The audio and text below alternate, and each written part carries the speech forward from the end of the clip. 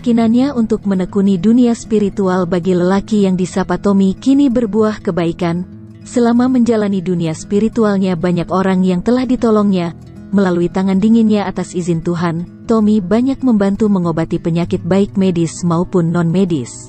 Salah satunya perempuan paruh baya, Ibu Siwi asal Jakarta yang memiliki keluhan penyakit non-medis dan medis beberapa bulan lamanya. Dengan pengobatan secara universal, dengan media tongkat komando yang telah dibacakan doa, wanita tersebut pun langsung terlihat reaksinya yang cukup baik. Dalam 2 kali pengobatan, Ibu Siwi pun kini sudah terlihat membaik dan bahkan bisa dikatakan sembuh dari penyakit medis dan non-medisnya. Kalau ini adalah, saya boleh katakan bahwa ini adalah tongkat komando saya. Dalam wujud Hanoman, Hanoman putih. Nah, ini andalan saya di dalam mengusir roh-roh jahat, kemudian juga mengobati.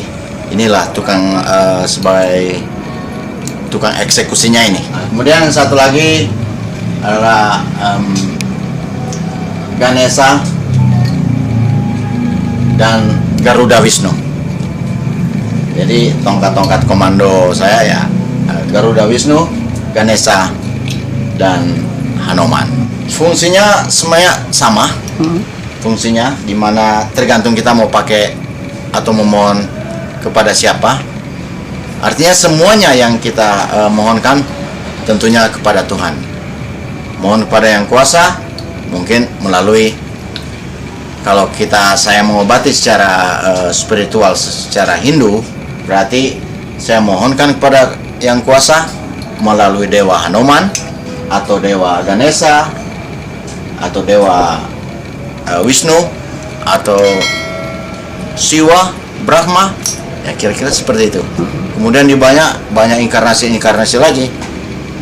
Misalnya Dewa Siwa banyak inkarnasinya.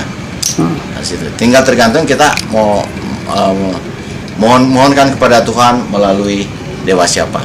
Itulah maksudnya. Nah, di sini saya lebih diandalkan Hanoman, Ganesha, dan Wisnu, juga Dewa Siwa yang ada di dalam. Oke, metode pengobatan itu kalau spiritual itu hanya bisa dengan bertatap langsung, menyentuh, atau dengan pengobatan jarak jauh. Kalau bertatap langsung itu mungkin lebih mudah buat saya, di mana berlangsung kontaminasi, berinteraksi dengan menyentuh langsung tubuh daripada pasien itu lebih mudah. Tentunya sebelum pengobatan ya ada media-media yang kita perlukan. Salah satunya misalnya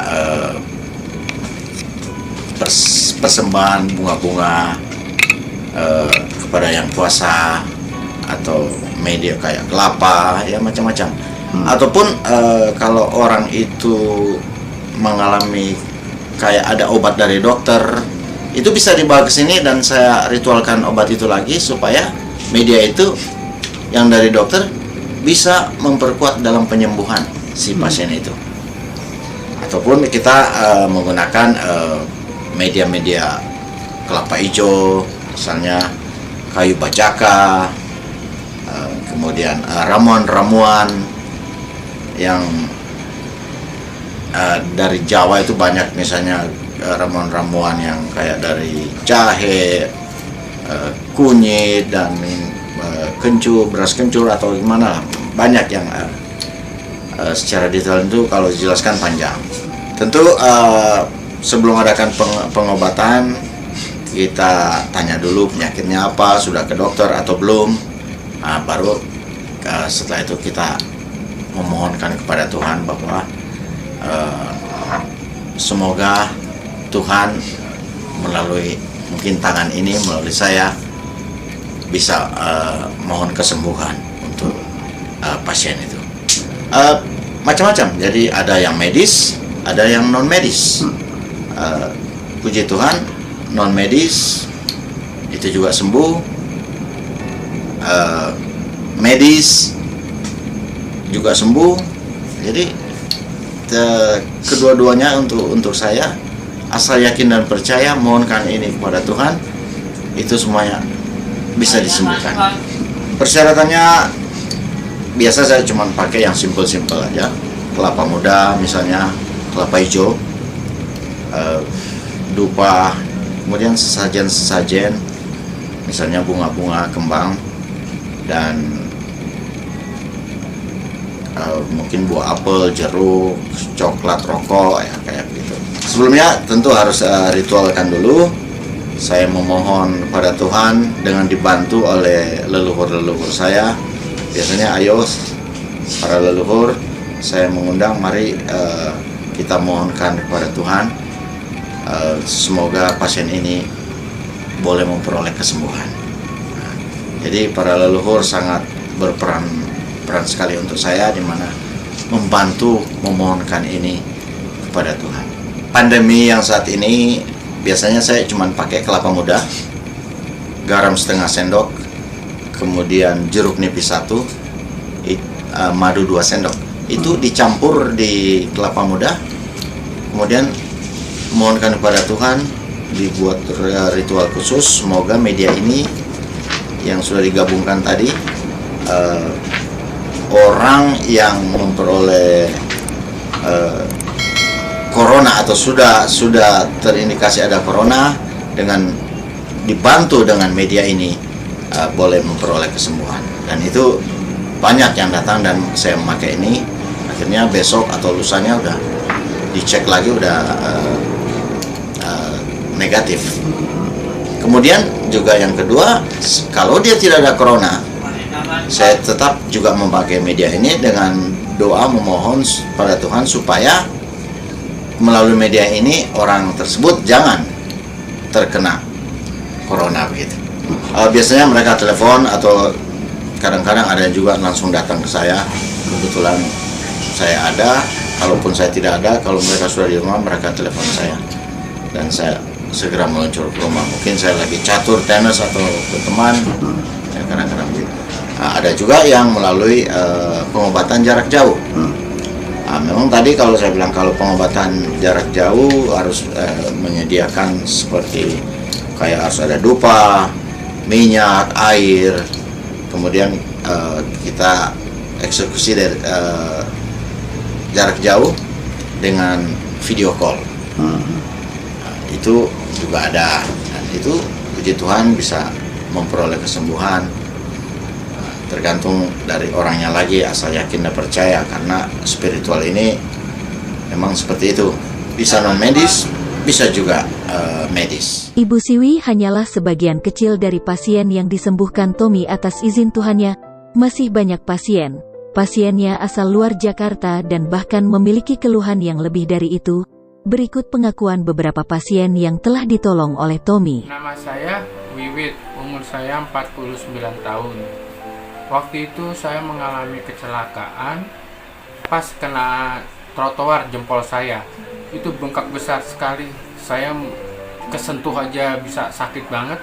Saya disuruh ke rumah Bapak Tommy dan saya mencoba ke rumah Bapak Tommy. Ternyata tadinya saya takut, tapi dipegang sama dia, lama-lama dipegang-pegang tidak ada sakit sama sekali dan sembuh sama sekali. Saya heran, seperti tangan dewa dia. Memang Pak Tommy memang jago memang. Saya melihat Pak Tommy ini sebagai supranatural yang diberikan anugerah oleh Tuhan. Banyak yang saya melihat langsung, pada saat ada yang kerasukan, begitu kita bingung saat itu, ada berbagai teman-teman untuk mengeluarkan, tapi kita lupa bahwa di situ ada Pak Tommy. Spontanitas kami memanggil Pak Tommy, dan saat itu juga hanya sekitar 1-2 menit Pak Tommy hentakkan kaki dan roh halus itu keluar dari tubuh teman kami. Akhirnya kembali situasi normal dan kami bersuka cita karena anugerah yang dimiliki oleh Pak Tommy. Juga saya mau beri testimoni kesaksian tentang adik saya 2 minggu yang lalu, karena beliau mengalami stroke dari 2019. 2 minggu yang lalu, selama hampir 3 minggu badannya jatuh drastis, kurus karena susah menelan. Air saja susah menelan, obat susah menelan, bubur yang paling halus juga susah menelan. Terpaksa saya hubungi Pak Tommy untuk diobatin, diritual dan didoakan dengan apa yang dipunyai oleh Pak Tommy yang dikasih oleh Tuhan. Dan saat itu, malam itu juga beliau melakukan ritual dan doa kepada adik saya, dan besoknya adik saya langsung berbicara. Selama ini dia susah untuk berbicara karena ada masalah kena stroke kedua di bagian talamus, artinya daya telan dan berbicaranya lemah. Sehingga pada saat itu besoknya dia langsung makan nasi. Saya juga kaget, dia makan nasi dan selalu rajin untuk berbicara. Dan dia mandi saat itu, dia ngomong sendiri, waduh, Pak Tommy hebat ya, gitu ya, luar biasa anugerah yang diberikan Tuhan untuk Pak Tommy. Saya berharap Pak Tommy tetap konsen dengan apa yang ditekuninya. Tuhan selalu memberkati. Pernah sakit selama setahun dari Flores saat saya bergelut dalam dunia politik. Saat itu saya merasa pikiran saya benar-benar kosong ya, tidak terarah ya. Sementara ketika bicara soal politik, tentu kita harus bertemu dengan banyak orang. Dengan rasa sakit yang saya menderita, bahwa menderita kala itu, ketika lihat orang saya harus takut ya, itu kemudian terbawa dalam kehidupan saya selama setahun itu. Bagi saya ini penyembuhan akan saya peroleh, karena saya merasakan ada banyak tangan yang menumpangkan dan menjamah saya pada saat ada di dalam ruang doa khusus Om Tommy itu. Setelah dijamah dan didoakan, baru saya merasakan badan saya berat menjadi ringan ya, rasa takut hilang ya, dan kemudian pikiran saya menjadi fokus. Nah, saat mandi kembang ini ya, saya muntah dan merasakan ada sesuatu yang keluar dari dalam tubuh saya. Gitu. Ada sesuatu yang bergerak ya dalam badan saya itu, kemudian tiba-tiba hilang ya. Mau minta doa untuk Tommy supaya saya bisa sembuh. Itu selama 3 hari itu di badan saya itu semacam ada sesuatu yang bergerak ya. Ada sesuatu yang bergerak. Nah, ketika proses jamahan dan kemudian saya mandi ya, kemudian mandi air kembang, semua itu tiba-tiba hilang. Setelah doa selesai ya, jamahan selesai, saya minum air kelapa ya, minum air kelapa yang sudah didoakan. Kemudian saya mandi air kembang. Di situ rasa mual saya itu memang cukup ngeri ya. Saya muntah ya, dan saya merasakan ada sesuatu yang baru dalam hidup saya gitu.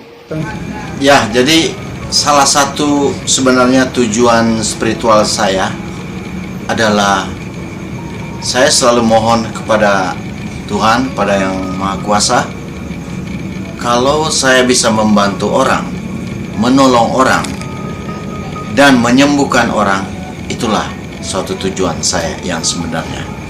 Jadi dalam membantu orang, menolong orang, dan menyembuhkan orang, tentu saya juga tidak pernah meminta bayaran. Bahkan mereka yang harus saya menyediakan media-media itu saya beli sendiri. Artinya dulu juga sebelumnya itu kadang teman-teman saya berpendapat, Pak Tommy ngapain mau belajar spiritual lagi, mau jadi kaya lagi atau gimana. Tapi sebenarnya di balik itu mereka tidak tahu sebenarnya tujuan dari spiritual saya, dimana yang saya jelaskan tadi bahwa kalau saya bisa menolong orang, membantu orang, dan terlebih bisa menyembuhkan orang, itu tujuan goal saya yang paling utama ya.